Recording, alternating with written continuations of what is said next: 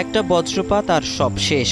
নিঃশব্দ কবরস্থান, চারপাশে অন্ধকার। একজন বাবা বসে আছেন সন্তানের কবরের পাশে। ঘুম নেই, স্বস্তি নেই, শুধু ভয়, যেন মৃত্যুর পরও কেড়ে নেওয়া না হয় তার ছেলেকে।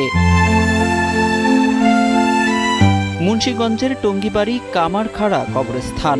টঙ্গিবাড়িতে বজ্রপাতে নিহত যুবক আরাফাত খানের কবর দাফনের পর থেকেই কবরের পাশে বসে আছেন তার বাবা জসিম খান। সন্তানের কবর অক্ষত রাখা এবং লাশ চুরির শঙ্কা থেকেই তারা রাত ভর পাহারা দিচ্ছেন। নিহত আরাফাতের বাবা জসিম খান জানান, বজ্রপাতে মারা যাওয়া ব্যক্তিদের লাশ চুরির ঘটনা ঘটে।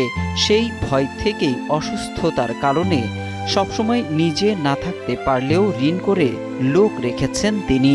আমি আসছি আমার ছেলের খবর ভোট দেখতে তরি দিয়ে আসি, আর আমার লোকজন সাথে লোকজন আছে, এরা রাত বিরা পরি দেয়। আমি অসুস্থ জায়গা এরা পরি দেয়, 4-5 জন লোক আছে, এরা পরি দেয়।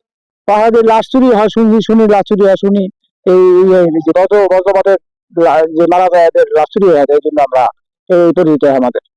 আর আমি চাই প্রশাসনের সাহায্য সহযোগিতা, সরকারের সাহায্য সহযোগিতা চাই আমি। স্থানীয় বাসিন্দারা প্রশাসনের দৃষ্টি আকর্ষণ করে কবরস্থানের নিরাপত্তা জোরদারের দাবি জানিয়েছেন।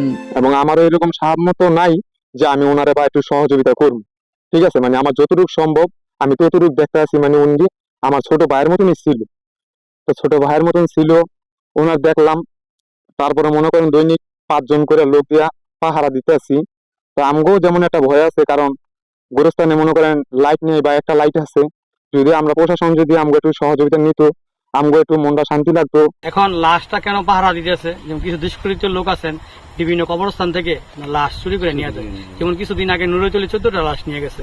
তো এখানে তো বজ্রপাতে মারা গেছে, এই লাশ নাকি অনেক দামি, এই কারণে এই লাশ চুরি করে নিয়ে যাবো। এর জন্য তারা ভয়ে ভিত্তিতে এই কবরস্থানে কিন্তু জীবিত মানুষ রাতের বেলা কিন্তু থাকে না। এখন তারা কিন্তু সেই নিজের জীবনের দিকে না তাকায় কিন্তু লাশটা পড়ে দিয়েছে।